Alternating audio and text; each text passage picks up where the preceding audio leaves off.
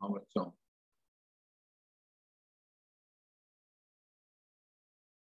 अरे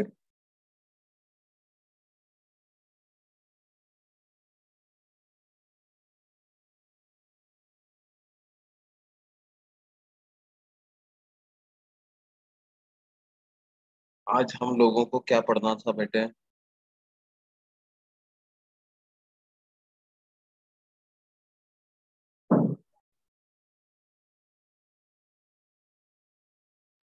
lens continue करना है।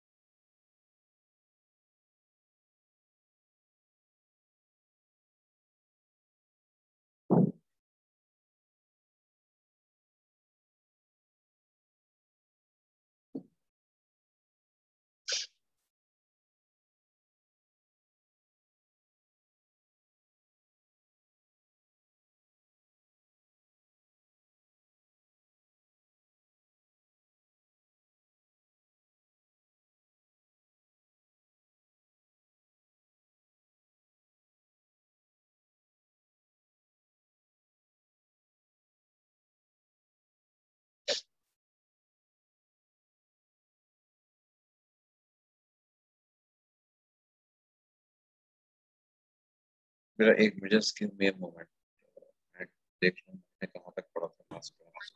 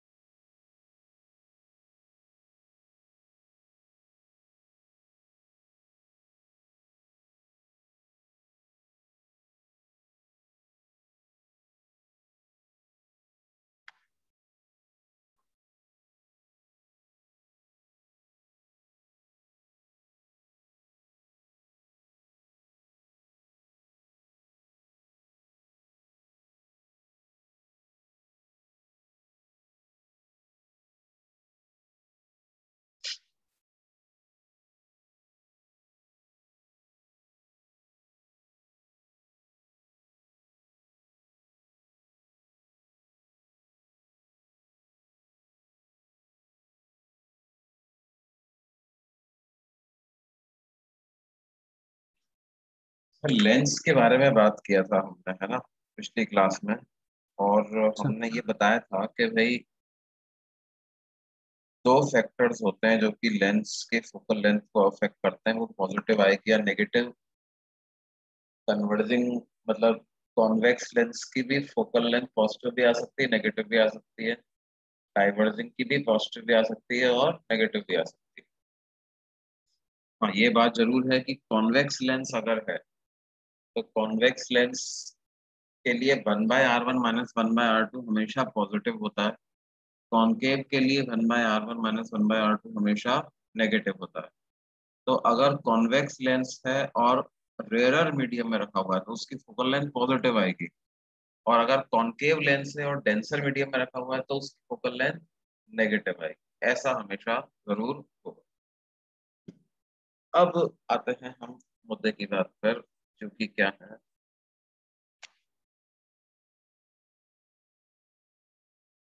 जैसे देखो इस तरह के कुछ क्वेश्चंस अपन करते हैं। मान लो हमें दिया जाए कि an equiconvex lens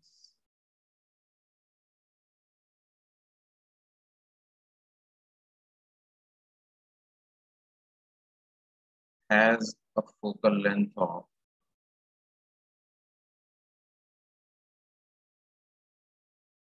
20 centimeter in air.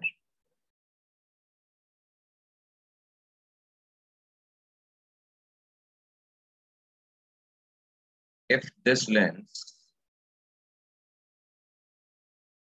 is immersed in water,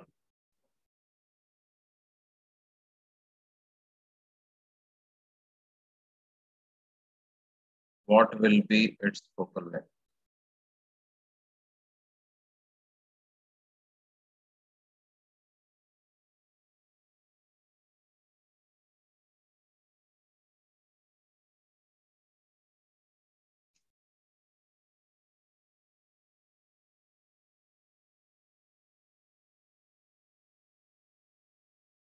अब देखो बेटे,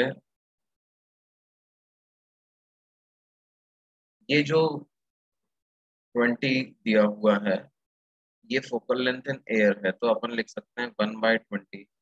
अच्छा, हमें साथ में एक इंफॉर्मेशन की और जरूरत पड़ेगी। हमें दिया हुआ है, assume that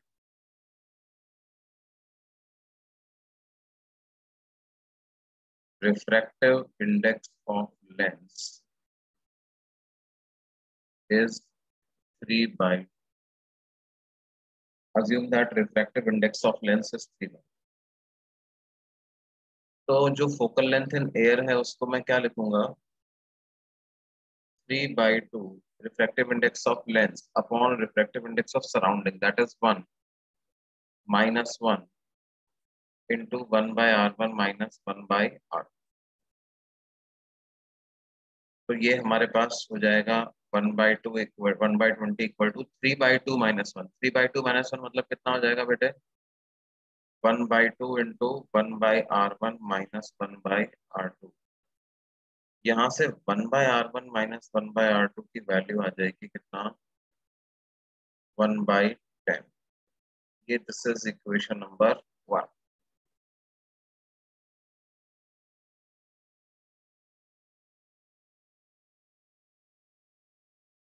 focal length in water हमें पता लगाना है, तो 1/फोकल लेंथ इन वाटर को मैं क्या लिख दूँ, refractive index of lens upon refractive index of water. साथ ही साथ ये भी दिया हुआ है मतलब कि वाटर का रिफ्रैक्टिव इंडेक्स क्या है, हालांकि ये अपने को पता भी होता है, बट लेट्स से दिया भी हुआ 4/, -1 इंटू 1/r1 माइनस 1/r। तो ये कितना होगा, 9/8 minus 1 into 1/10। This will come out to be 1/80। Focal length in water कितना हो जाएगा बेटा इसका, 80 सेंटीमीटर। मतलब देखो ये वाला लेंस क्या कर रहा था, एयर में जो रेज चल के आ रही थी उनको 20 सेंटीमीटर पे ही कन्वर्ट कर दे रहा था। कितने पे कन्वर्ट कर दे रहा था, 20 सेंटीमीटर। लेकिन वाटर में जो रेज चल करके आएंगी उनका क्या करेगा ये,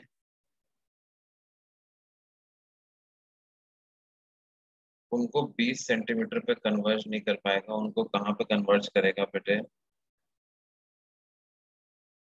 उनको 80 सेंटीमीटर पे जाकर के ये कन्वर्ज,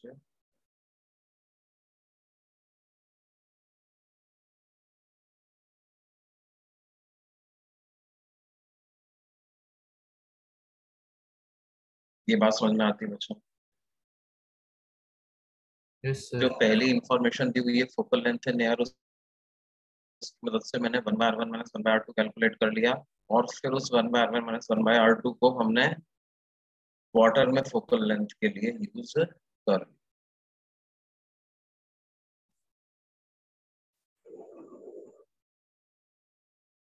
और देखो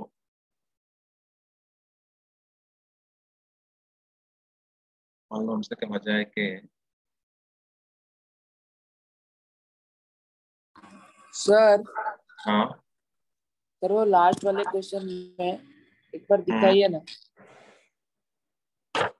हाँ बेटे बोलो।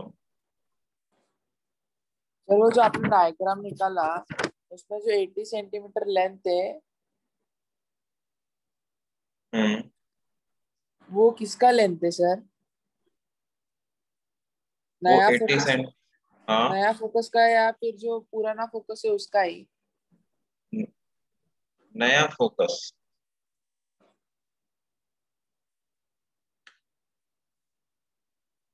है ना। ये फोकल लेंथ है कहाँ पे, वाटर में। फोकल लेंथ ओके का सर। यही तो मतलब होता है, इन्फिनिटी से आने वाली रेस को जितना डिस्टेंस पे कन्वर्ज कर देता है वही तो फोकल लेंथ होती है।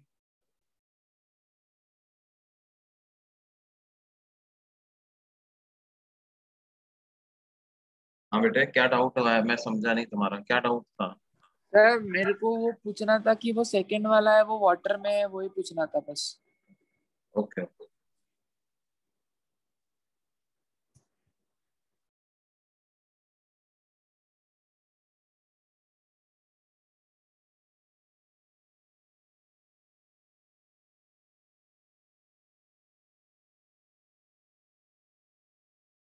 अच्छा अभी देखो हमसे इस तरह से क्वेश्चन पूछ रहे हैं, an equiconvex lens has a focal length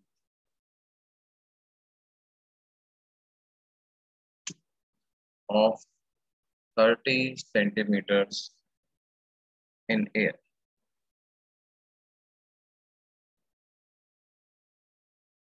If the lens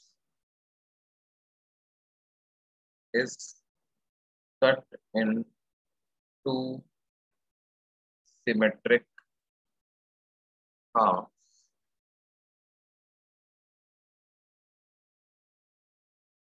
along a line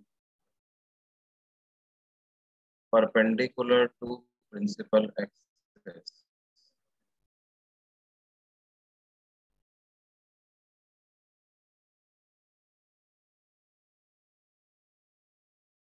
then what will be the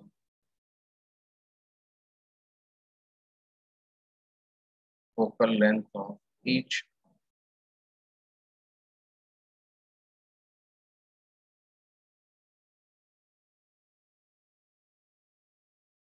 What will be the focal length of each half?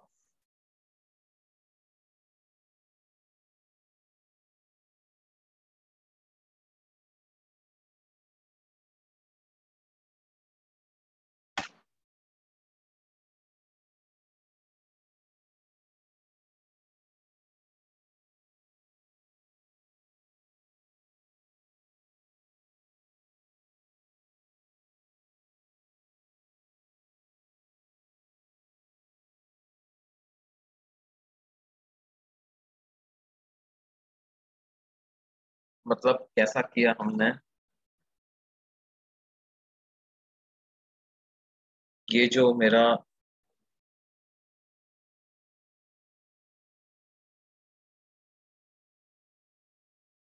Convex lens होता है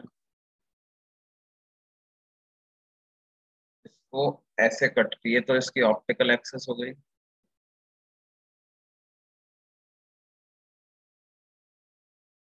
और मैंने कट किस direction से किया है, perpendicular to optical axis, इधर से मैंने इसको कट कर दिया, ऐसे कट कर। अगर जब मैं ऐसे कट कर दूंगा तो मेरे को क्या मिल जाएगा बेटे,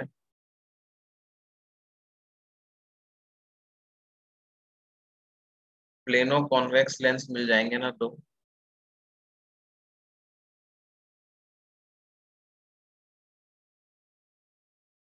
I will obtain two plano convex lenses। अच्छा देखो, एक शब्द और यहाँ पे इस्तेमाल हुआ है, equi convex lens. Equi convex का मतलब क्या है कि ये जो दो सरफेसेस हैं, दोनों के रेडियस ऑफ कर्वेचर बराबर। तो जो दो हाफ मिलेंगे दोनों के, इस तरह से रेडियस ऑफ कर्वेचर सबको मिलेगा। अब देखो, जब ये ओरिजिनल लेंस था, इस वाली कंडीशन में था, तो 1/f का क्या फॉर्मूला लिखते हैं अपन? 1/f इज इक्वल टू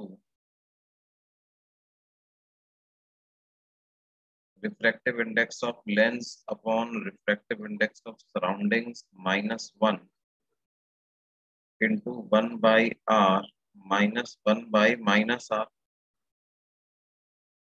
और f की जगह 30 लिख देता हूं, तो 1/30 is equal to nl by ns minus 1 multiplied by 2 by r।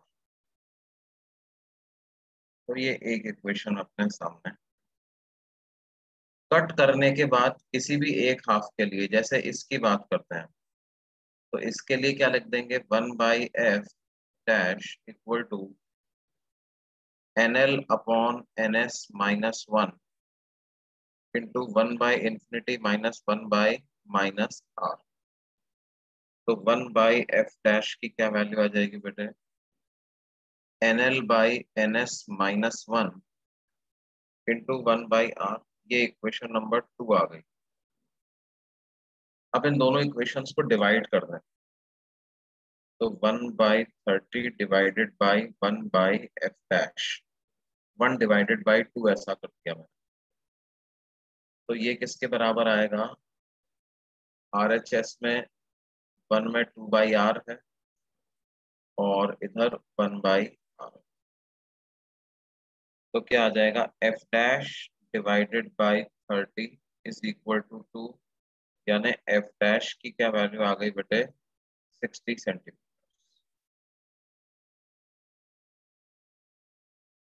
ठीक है, ओरिजिनल लेंस की फोकल लेंथ 30 सेंटीमीटर थी, तो ये जो दो प्लेनो कॉन्वेक्स लेंस बने हैं, इन दोनों की फोकल लेंथ 60 सेंटीमीटर हो जाएगी।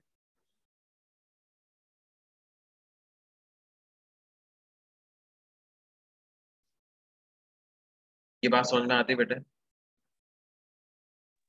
Yes sir. Yes sir. उसकी जगह अगर मान लो हमने क्या किया, ये लेंस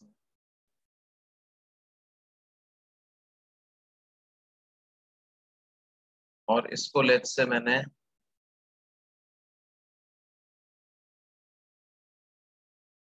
कट कर दिया, a convex lens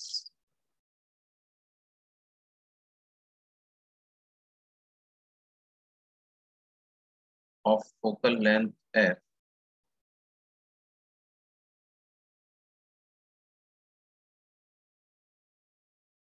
is cut along its principal axis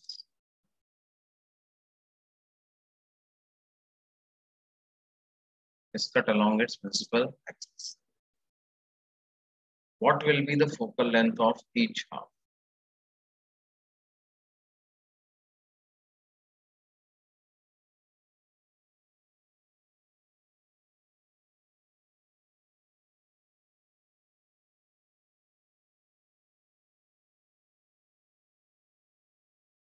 What will be the focal length of each half?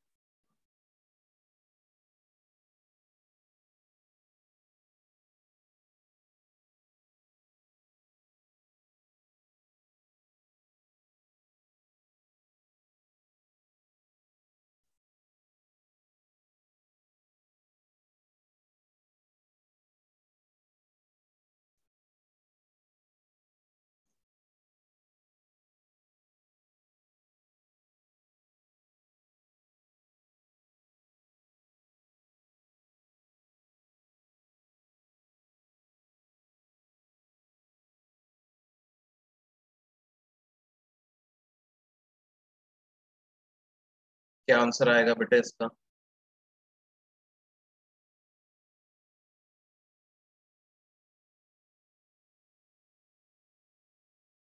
अब की बार इस तरह से कट गया।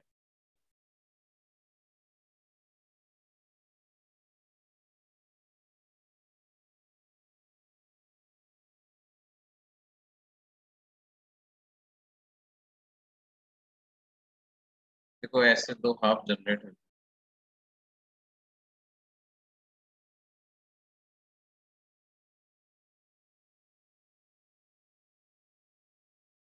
अच्छा, क्या मैं बोल सकता हूँ कि एक्स की फोकल लेंथ f1 कहूँ, इसको f2 कहूँ, तो f1 और f2 अभी भी f के बराबर ही होंगे।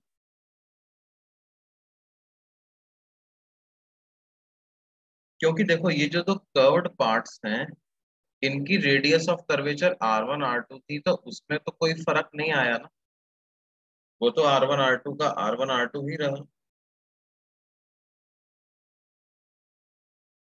न लेंस के रिफ्रैक्टिव इंडेक्स में कोई फर्क आया, ना सराउंडिंग के रिफ्रैक्टिव इंडेक्स में कोई फर्क आया, तो फोकल लेंथ में भी कोई फर्क नहीं आएगा, है ना। एक लेंस को अगर प्रिंसिपल एक्सिस के अलोंग या उसके किसी भी पैरेलल लाइन के अलोंग अगर मैं कट कर देता, तो उसकी फोकल लेंथ में कोई फर्क नहीं आएगा। If a lens is cut along its principal axis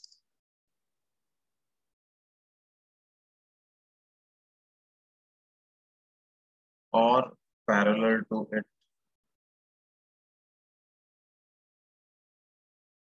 then its focal length remains unchanged.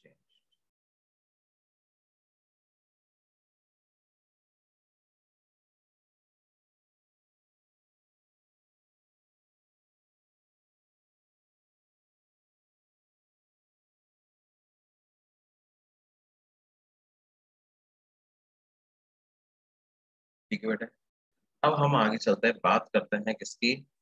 We talk about lens formula.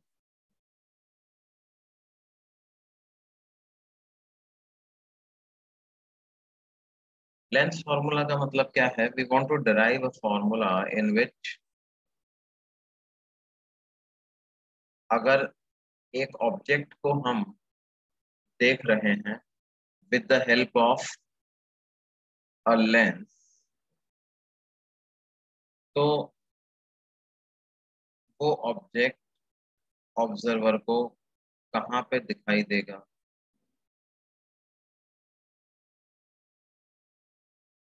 Basically object की पोजीशन गिवन है, तो इमेज की पोजीशन कैसे पता लगाएं।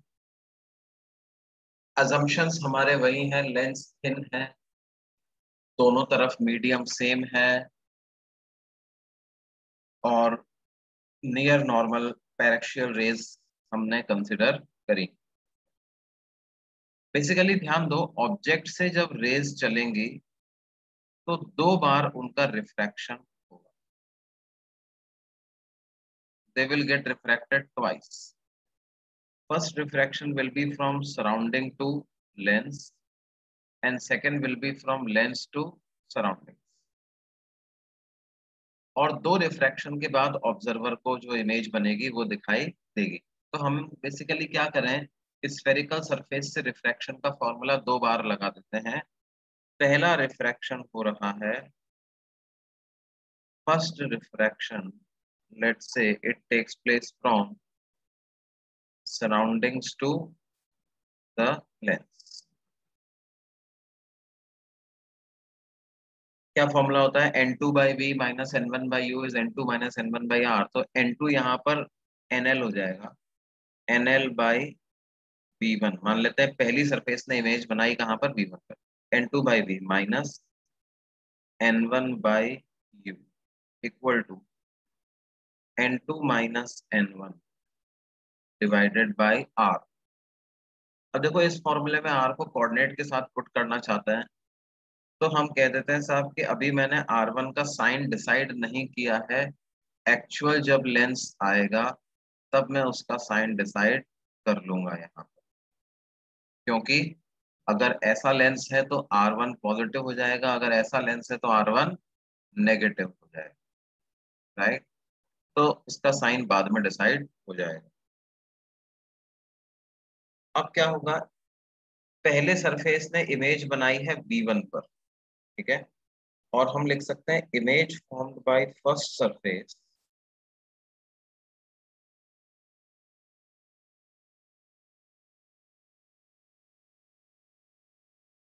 will act as object for second surface.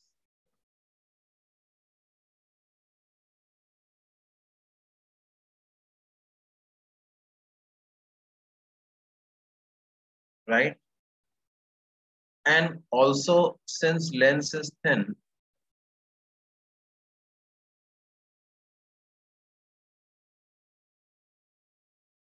हम क्या लिख सकते हैं, फॉर सेकेंड सरफेस u जो हो जाएगा ऑब्जेक्ट का कोऑर्डिनेट, वो सीधे सीधे v1 के बराबर ही हो जाएगा। और सेकेंड सरफेस पे हम क्या करें, रिफ्रैक्शन का फॉर्मूला लगा दें, सेकेंड रिफ्रैक्शन। ये कहां से कहां हो रहा है बेटे, ये हो रहा है लेंस से सराउंडिंग। तो क्या आएगा, N2 by V minus N1 by U की जगह लिख दूंगा V1 equal to N2 minus N1 by R। ये हमारे पास सेकंड कंडीशन, ठीक है। देखो, जो यहाँ पर इमेज का कोऑर्डिनेट था उसको एज इट इज मैंने यहाँ पर ऑब्जेक्ट के कोऑर्डिनेट के रूप में यूज कर दिया है। V क्या है, फाइनल इमेज जहां पर बन रही है उसका एक्स कोऑर्डिनेट। फाइनली यही पता करना है मेरे को, क्योंकि ऑब्जर्वर को इस V पर ही इमेज दिखाई दे। अब क्या करें, V1 तो इंटरमीडिएट है, उसको तो अपने को एलिमिनेट करना है। तो add 1 and 2, add equations 1 and 2, इन दोनों इक्वेशंस को ऐड कर दें। तो उससे क्या होगा, NL बाई V1 की वैल्यू कैंसिल हो जाएगी। मेरे को क्या मिलेगा, NS by V minus NS by U is equal to NL minus NS by R1 plus NS minus NL by R2। यहाँ से refractive index of surroundings common ले लें, 1 by V minus 1 by U equal to NL minus NS common ले लेते हैं, तो क्या बचेगा, 1 by R1 minus 1 by R2। So what I obtain is 1 by V minus 1 by U की value क्या आ जाएगी बच्चों, refractive index of lens upon refractive index of surroundings minus 1 into 1 by R1 minus 1 by R2। अब RHS में जो मेरे पास लिखा हुआ है वो क्या लिखा हुआ है, that is nothing but focal length of the lens, 1 by F लिखा हुआ है। तो 1 by V minus 1 by U is equal to 1 by F। ये जो फॉर्मूला मेरे पास आया है बच्चों, इसको क्या बोलते हैं, lens formula. Object position, image position और फोकल लेंथ में रिलेशन पता लगाने को ये यूज होता है। वी यू एंड एफ, इनको हमें प्रॉपर साइन के साथ सब्स्टिट्यूट करना पड़ेगा। They are coordinates of image object and the focus, where v u and f are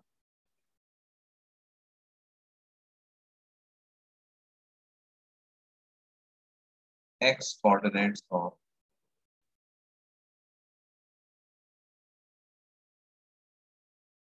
of the image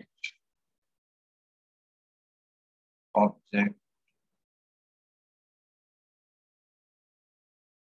and the sign convention क्या लेंगे बेटे, वही जो हमारा यूजुअल चला आ रहा होता है, direction of traveling of incident rays is taken as positive.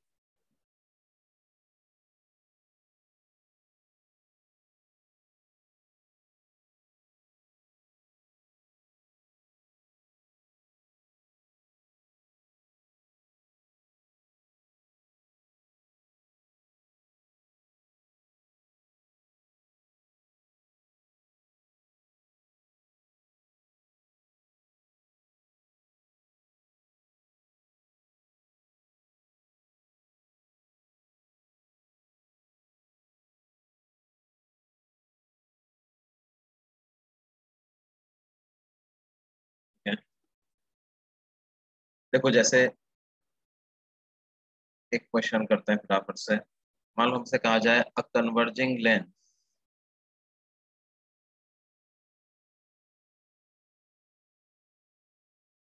Has a focal length of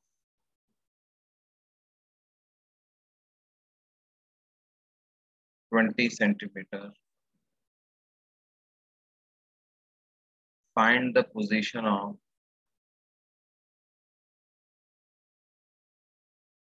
image form of an object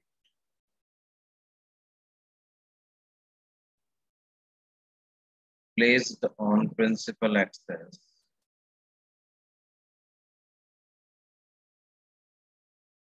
at 30 centimeter from lens.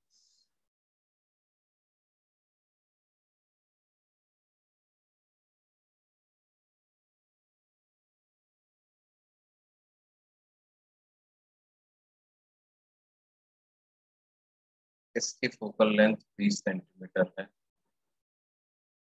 और लेंस से 30 सेंटीमीटर पर एक ऑब्जेक्ट रखा हुआ है।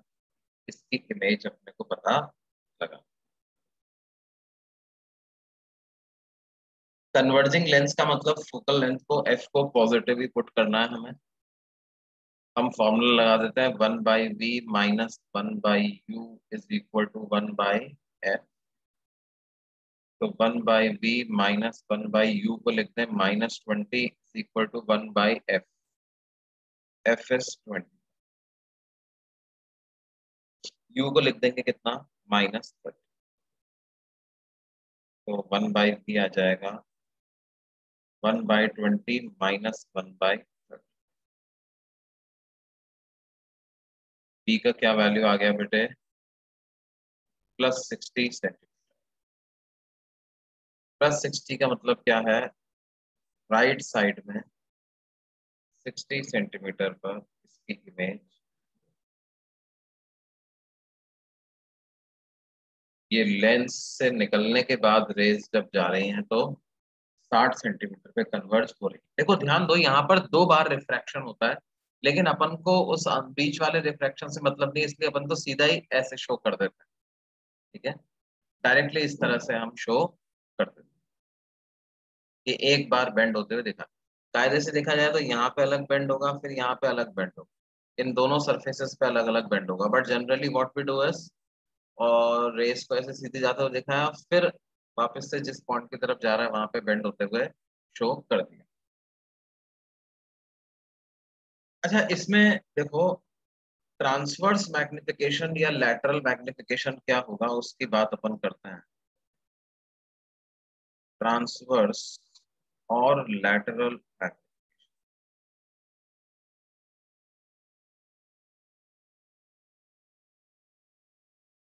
व्हाट इज ट्रांसवर्स और lateral magnification?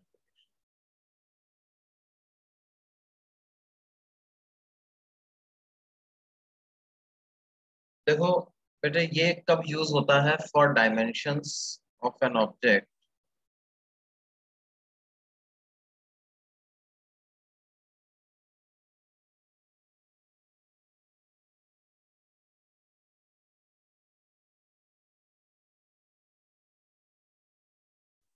placed perpendicular to principal axis।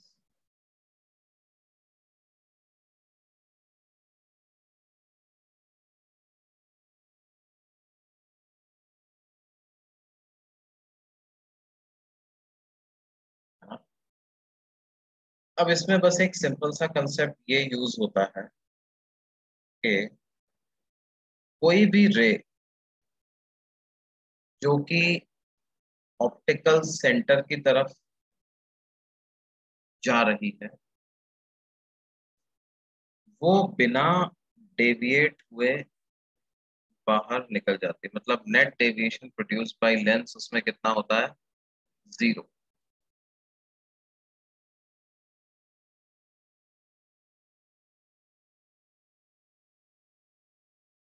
ये A B object है।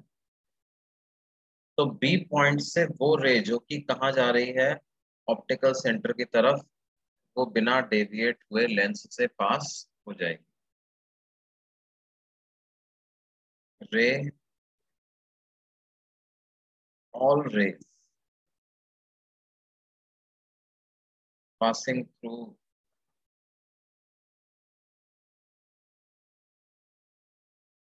the optical center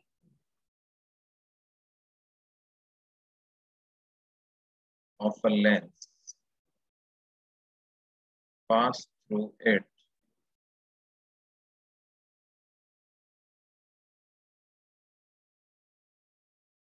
without any deviation.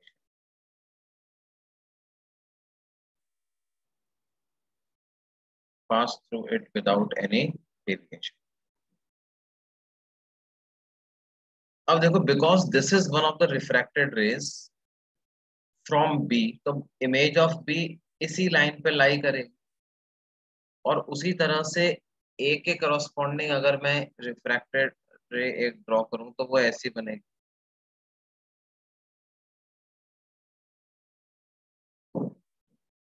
This is refracted ray corresponding to A। तो A की इमेज तो ऑप्टिकल एक्सिस पे लाई करेगी, B की image इस वाली लाइन पे बनेगी। तो मान लेते हैं कहीं पे बनती है, हमें पता नहीं है कहाँ पे बनती है, लेकिन एक बात कंफर्म है कि अगर इमेज लेंस के राइट में बनी तो वो इन्वर्टेड ही बनेगी, चाहे फिर वो कहीं पे भी बन जाए।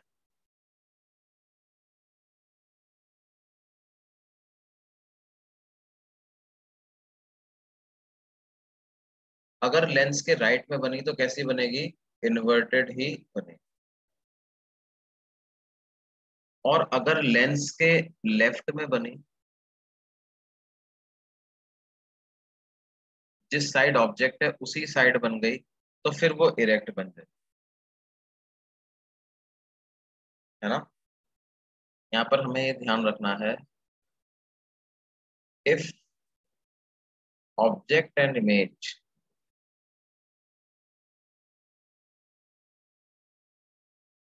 lie on same side of lens,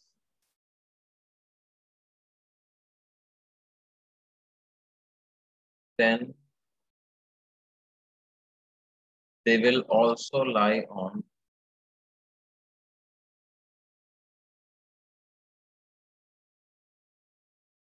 same side of optical axis.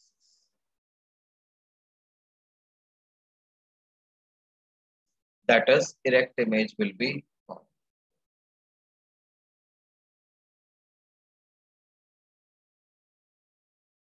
और हम ये भी लिख सकते हैं, if object and image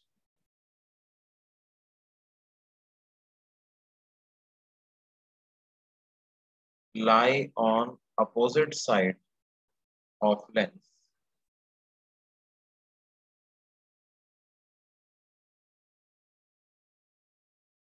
then they will also lie on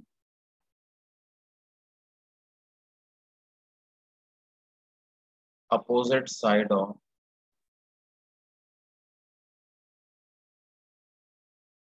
optical axis.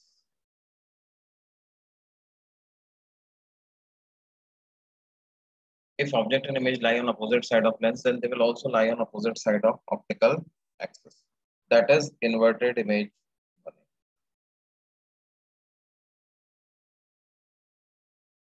Now look at this important diagram. क्या मैं बोल सकता हूँ triangle OAB is similar to triangle OA dash B dash. OAB और OA dash B dash triangles जो हैं ये similar हैं। इसका मतलब क्या है? AB divided by AO is equal to A dash B dash divided by A dash O. Now what is AB? AB is height of object. And what is AO? AO is distance of object from lens. तो उसको mod U लिख सकता हूँ। उसी तरह से A dash B dash क्या है? height of image. And what is OA dash या A dash O? It is distance of image from the lens. तो उसको mod B लिख सकता हूँ।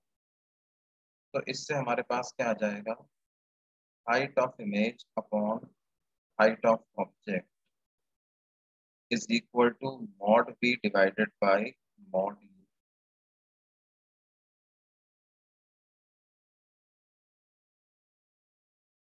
Mod V divided by mod V, right? अच्छा, लेकिन देखो हमने यहाँ पर कहा था object and image lie on same side of lens. Object और image same side of the lens पे लाई कर रहे हैं तो इरेक्ट इमेज बन रही है। अगर opposite side of the lens पे लाई कर रहे हैं तो इन्वर्टेड इमेज बन रही है। सेम साइड पे लाई करने का मतलब क्या है? U and b have same signs. इसका मतलब ये भी है ना, u and b have same sign.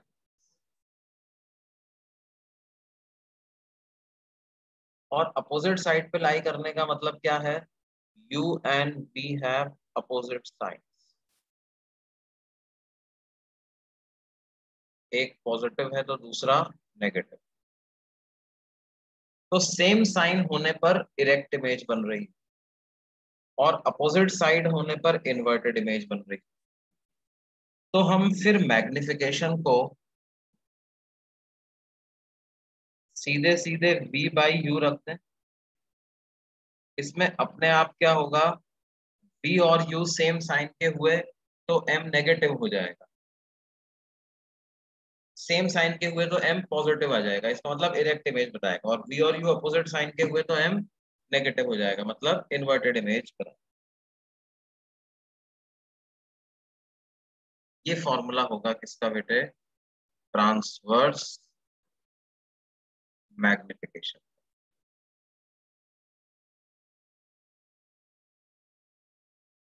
यहाँ पे आप देख सकते हो, अगले पेज पे अपन लिख सकते हैं M is equal to V by U if V and U are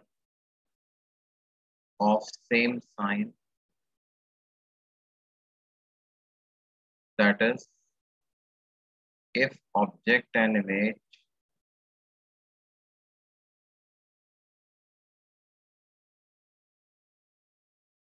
lie on same side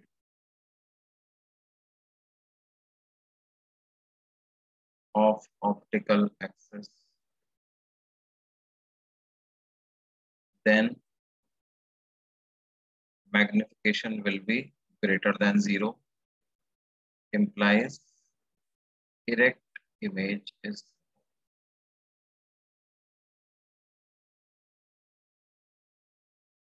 और दूसरा पॉइंट क्या है? If V and U are of opposite signs, one positive and other negative,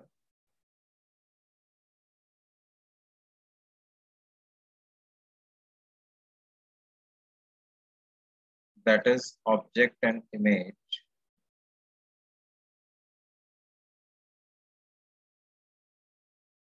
lie on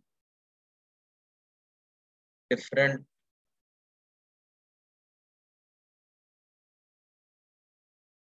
sides of lens. Different sides of, यहाँ पर भी optical axis नहीं लिखना चाहिए मेरे को, यहाँ पर भी क्या लिखना चाहिए? Different sides of lens.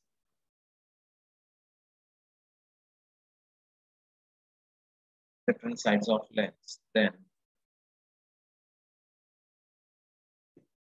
then M will be negative, which implies inverted image will be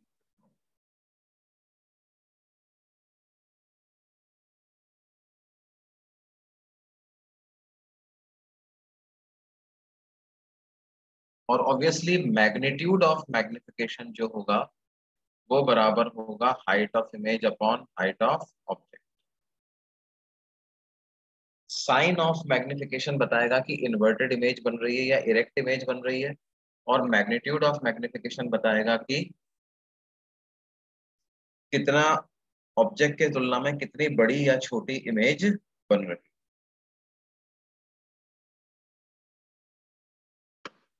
ठीक है बच्चों, ये बात हुई इसकी ट्रांसवर्स मैग्निफिकेशन। मान लो ऐसा हमसे कहा जाए कि सर हाँ बोलो बोलो बेटे। आपने जो लास्ट में एम ये बोला वो वापस बता सकते हो क्या? लास्ट में जो बोला, मैग्निफिकेशन के मैग्नीट्यूड का। हाँ मैग्निफिकेशन का जो मैग्नीट्यूड होगा वो किसके बराबर होगा बेटे? Height of image upon height of object, है ना। देखो यही तो है, पिछली स्लाइड स्लाइड पे अगर आप देखो तो height of image upon height of object को अपन ने क्या लिखा था?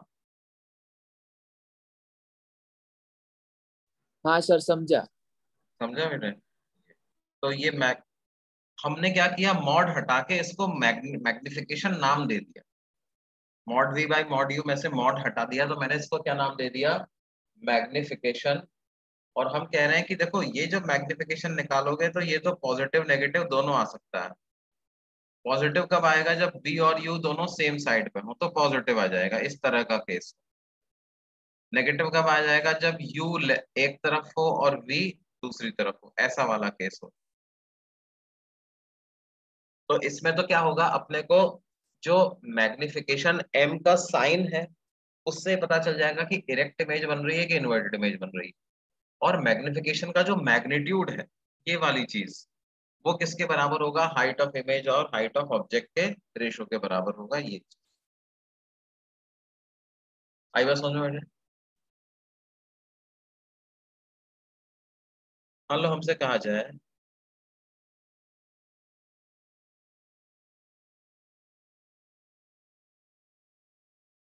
an object of height 2 millimeter is placed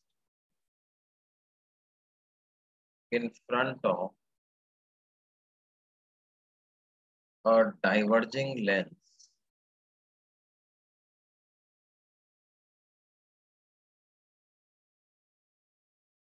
of 30 centimeter focal length.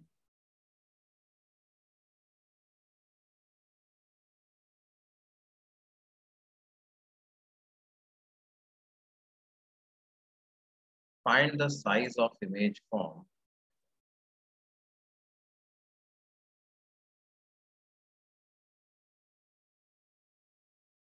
if the distance of object from lens is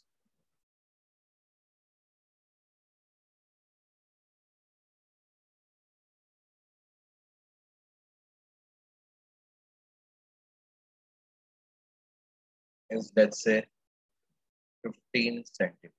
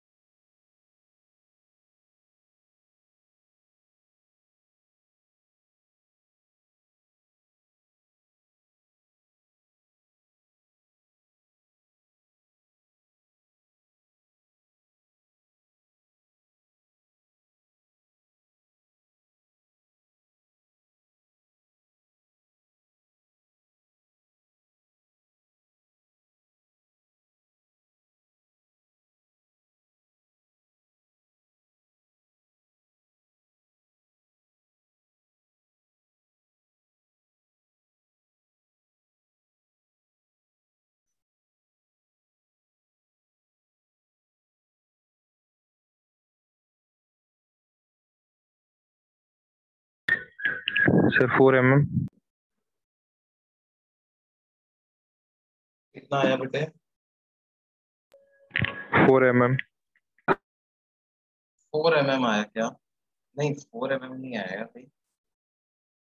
देखो इसमें इस शब्द पे ध्यान दो कि हमको कहा गया है कि डाइवर्जिंग लेंस, ठीक है।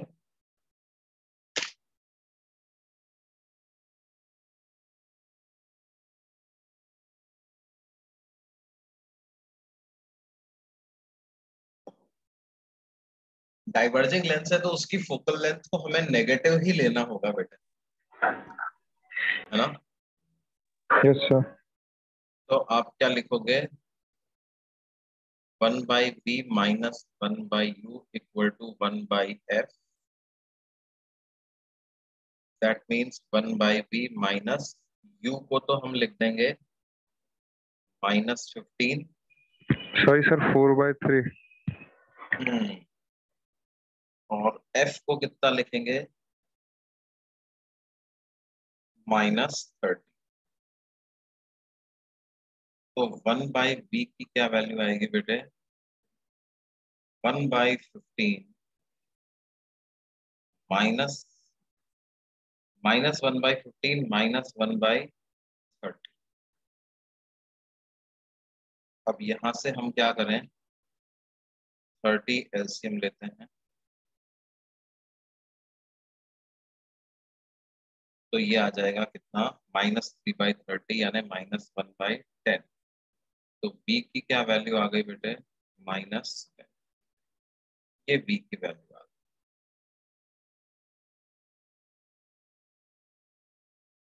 अब इसका मैग्निफिकेशन को क्या लिखेंगे? b/u।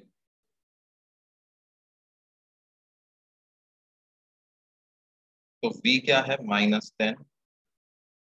u कितना है?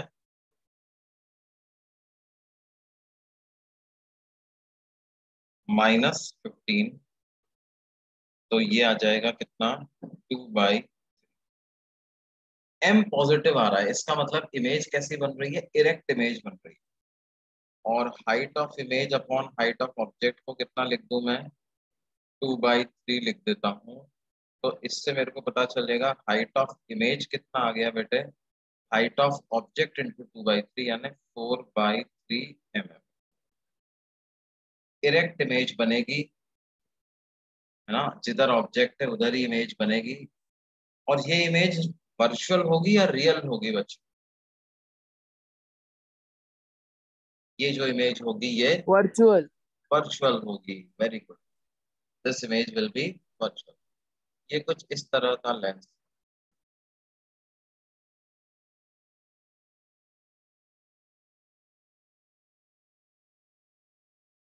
क्योंकि देखो एक्चुअल में हुआ क्या है, ऑब्जेक्ट तो 2 mm हाइट का था, इधर रखा हुआ है, राइट।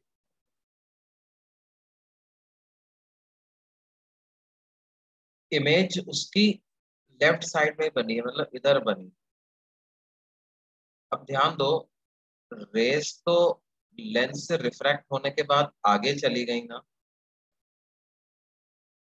आगे चली गई तो इस पॉइंट पर जहां पर ये इमेज बनी है वहां पर तो रेज प्रेजेंट ही नहीं है, physically rays are not present at that point. तो इस तरह की इमेज को क्या नाम देते हैं बेटे? वर्चुअल इमेज नाम देते हैं, ठीक है। तो this this image is erect, this image is virtual and diminished type of image.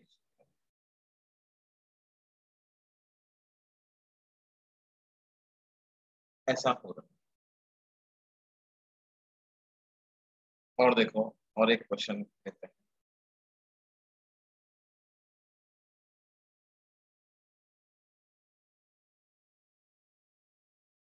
At what distance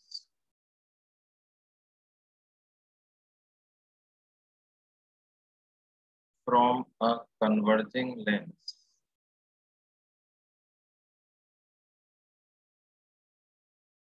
of focal length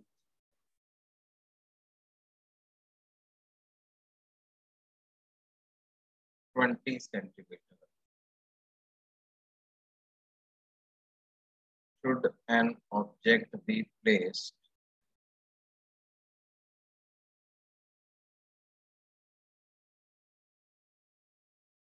so that the lens forms an image of thrice the height of the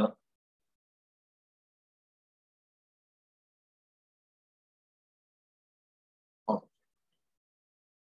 object का जितना height है उसका 3 गुना height का image हम चाहते हैं कि lens बना दे, तो मेरे को ऑब्जेक्ट को उससे कितना दूरी पर रखना पड़ेगा ये पता करना है।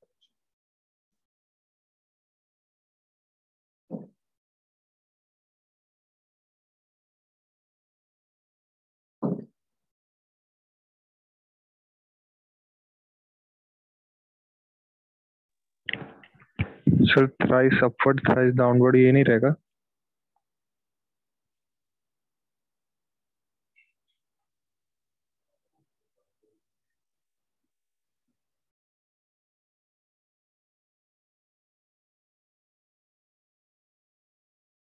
क्या बोल रहे हैं बेटे? सर वर्चुअल या इरेक्ट ये नहीं दिया रहेगा? इरेक्ट या फिर इन्वर्टेड ये नहीं दिया रहेगा? इन्वर्टेड नहीं दिया हुआ है। हाँ, तो अपने को बेसिकली दोनों ही केस कंसीडर करने पड़ेंगे। Okay sir.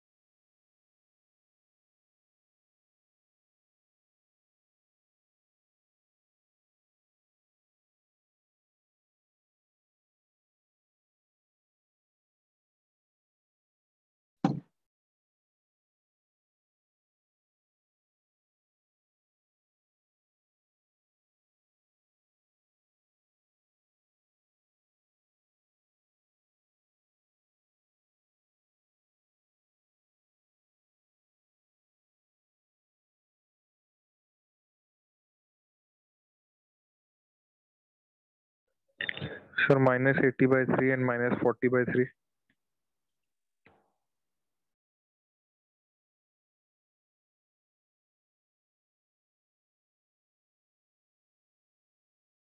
गुड गुड, देखो वेरी सही किया है तुमने। 2 अलग अलग आंसर्स इसके आएंगे। देखो, क्योंकि हमें सिर्फ दिया गया है कि thrice the height of object होना चाहिए, तो हमें बेसिकली ये दिया हुआ है height of image upon height of object is 3। That means हमें क्या दिया हुआ है, मैग्नीट्यूड ऑफ मैग्निफिकेशन 3 होना चाहिए। इसका मतलब m can be equal two plus और माइनस ऑफ 3। तो पहला केस हम लेके चलते हैं कि मैग्निफिकेशन इज +3। इसका मतलब क्या है, v/u इज इक्वल टू 3। तो इससे हमें पता चल जाएगा v is equal to 3u, and then we apply the lens formula 1/v minus 1/u is equal to 1/f। f हमें दिया हुआ है 20 और v को 3u सब्स्टिट्यूट कर देते हैं, तो 1/3u माइनस 1/u ये बराबर आ रहा है 1/20 के। तो यहाँ से आपने 3u एलसीएम लिया, 1 माइनस 3 ये आया 1/20 के, तो u का क्या वैल्यू आ गया बेटे, -40/3 सेंटीमीटर। केस 2 क्या होगा, जब मैग्निफिकेशन है -3, मतलब p by u is equal to -3, that means p is equal to minus of 3u। तो हम लिखेंगे 1/p minus 1/u is equal to 1/f। तो ये हो जाएगा 1/p, p को लिख देंगे -3u minus 1/u is 1/20। यहाँ से -9 कॉमन हम ले लें, 3u अपने पास एलसीएम आया 1 + 3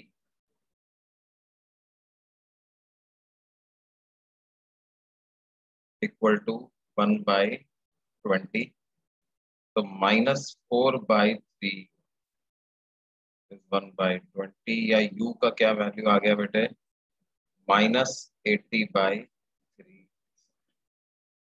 ठीक है, तो डिस्टेंसेस क्या क्या आ गई, distances are either 40/3 centimetre from lens और 80/3 सेंटीमीटर फ्रॉम,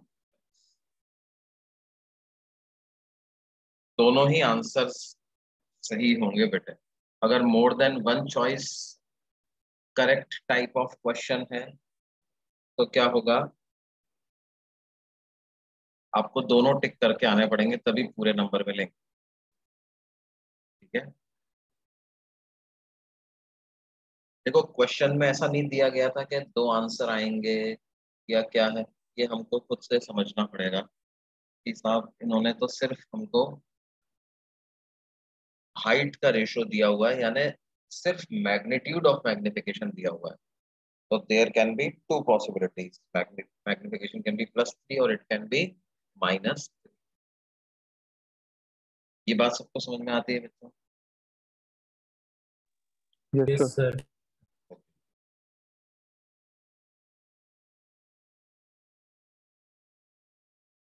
अच्छा अब देखो, ये तो बात हुई तब जबकि ऑब्जेक्ट प्रिंसिपल एक्सिस के परपेंडिकुलर रखा हुआ है। उन डायमेंशंस का क्या जो कि प्रिंसिपल एक्सिस के अलोंग है, और dimensions along the principal axis.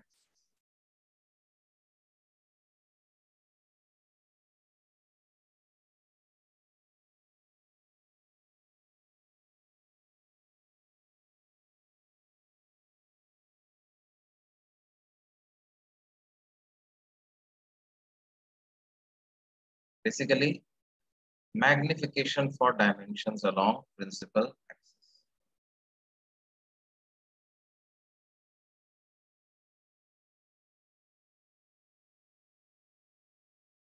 Magnification for dimensions along principal।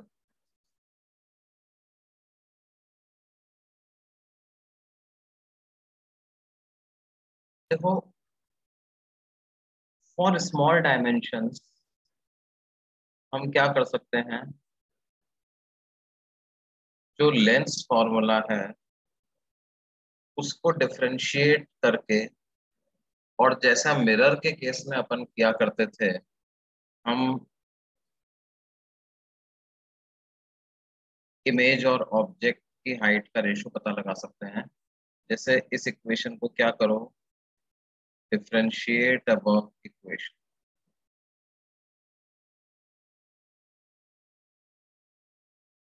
With respect to time differentiate कर दो आप। तो LHS में क्या आ जाएगा, -1/v² dv/dt, चेन रूल लगा के डिफरेंशिएट करेंगे, +1/u² du/dt, और f का डिफरेंशिएशन तो 0 होगा टाइम के रिस्पेक्ट में, ये सेम। तो इससे मेरे को पता चलेगा dv/dt is equal to v square by u square into d u by. अब ये जो dv बाई dt है, ये बेसिकली है क्या? This is instantaneous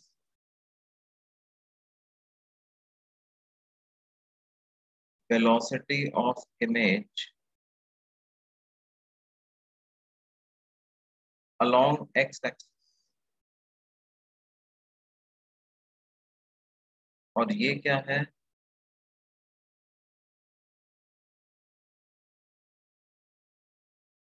instantaneous velocity of object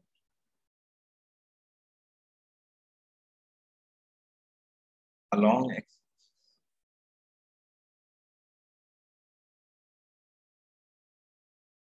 instantaneous velocity of object along x axis, and v and u are instantaneous values of image and object's position।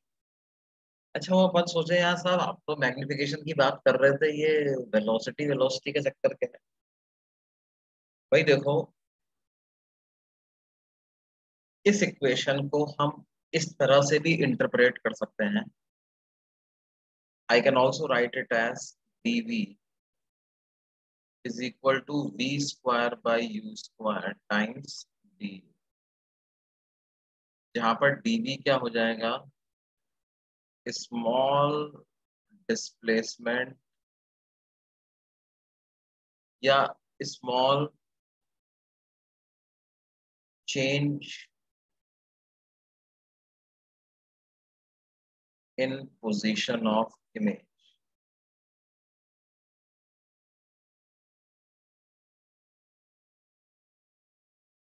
और du क्या हो जाएगा? Small change in position of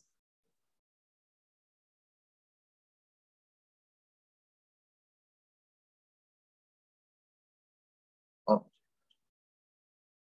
और u और v क्या है? Object और image की अभी प्रेजेंट पोजीशन। मान लो ऑब्जेक्ट और इमेज किसी एक जगह पर है, ऑब्जेक्ट को एक जगह पर रखा, उसकी इमेज किसी दूसरी जगह पर बन रही है, उसके हिसाब से u और v की वैल्यूज अपने को पता है। अब ऑब्जेक्ट की पोजीशन में मैंने थोड़ा सा चेंज किया, तो इमेज की पोजीशन में अलोंग प्रिंसिपल एक्सिस कितना चेंज आ जाएगा, वो इस फॉर्मूले से कैलकुलेट कर सकते हैं। And this concept can be used for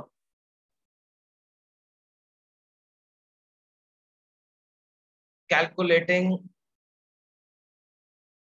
magnification when object lies along principal axis। Let's say कोई स्मॉल ऑब्जेक्ट है इस तरह का AB, ये प्रिंसिपल एक्सिस के अलोंग लाई करता है। ठीक है, तो हम क्या कर सकते हैं, इसको इसको कैसे यूज कर सकते हैं? आप किसी भी एक की इमेज पता लगा लो। लेट्स से आपने एक ही इमेज पता लगा ली कि वो कहाँ पे बन रही है। उसके बाद आप क्या करो, आप ऐसे सोचोगे साहब, मैंने ऑब्जेक्ट को जितना AB की जो साइज है उसको मैं ट्रीट कर सकता हूं as du, change in position of object. Object को ए पे ना रख करके बी पर रख दिया, तो बी की जो इमेज बन रही होगी वो कितना शिफ्ट हो जाएगी। ठीक है, तो बी और उसकी इमेज के बीच की डिस्टेंस को मैं कैसे इंटरप्रेट कर लूंगा? वो चेंज इन पोजीशन हो जाएगा मेरे। ठीक है, तो इसको dv and du can also be interpreted as dv and du। मान लो बी की इमेज जो है वो ए की इमेज कुछ यहाँ बन रही थी, ए डैश, और ए की ए से बी गया तो du चेंज आया, तो इसकी इमेज बनने में कुछ dv का चेंज आया, तो ये बन गया क्या? dv and du can also be interpreted as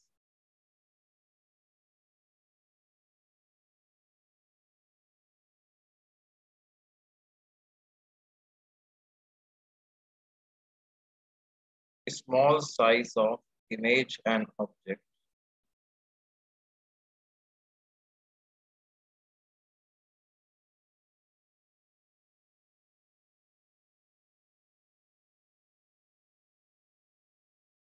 along optical axis.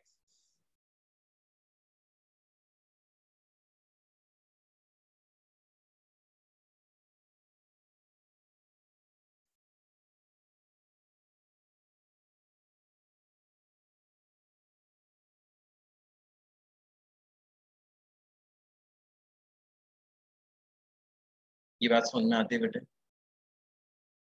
तो ये जो dv by du है, इसको हम बोलते हैं क्या?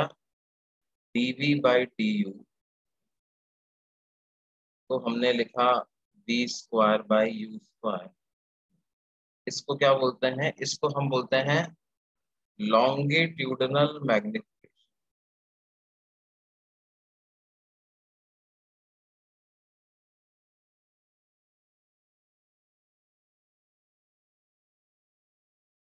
longitudinal magnification,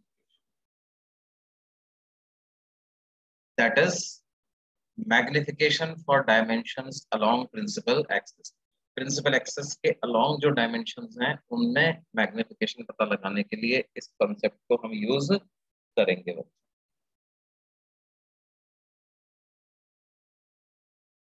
ठीक है बेटे, तो आज के लिए हम इतना ही पढ़ेंगे, बाकी अगली क्लास में इसको कंटिन्यू करेंगे। मैं नोट्स तुम्हें भेज रहा हूं अभी।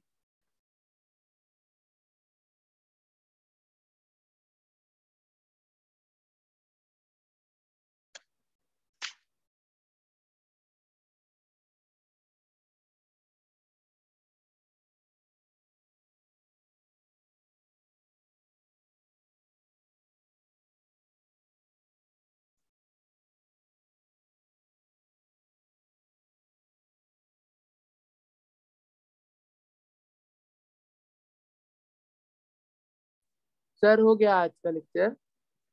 हाँ बेटे। Sir PDF?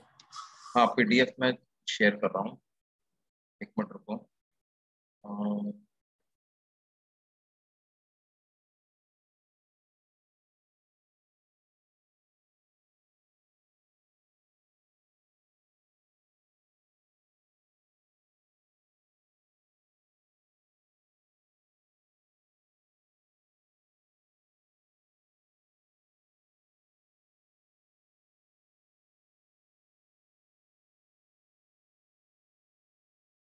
देखो आया क्या?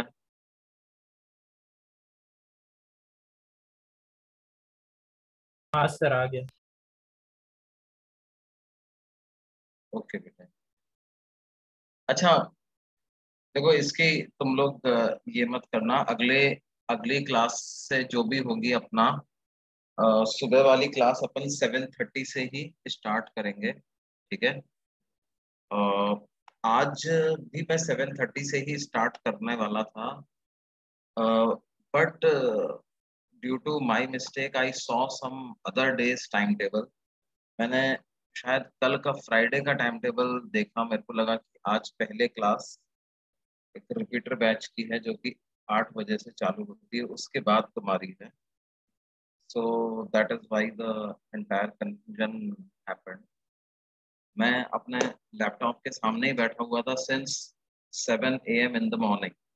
7 AM में लैपटॉप के सामने बैठा हुआ था और कुछ स्टूडेंट्स के डाउट भी मैं बता रहा था। एंड सडनली आई रियलाइज कि अरे आज तो, फिर जब मैंने देखा कि तुम लोग आए हुए हो तो I then look back the time look back at the time table again और देखा कि I realize that I had made a mistake.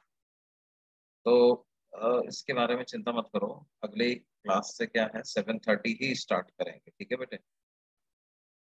Okay sir. ठीक है, अगली क्लास में मिलते हैं।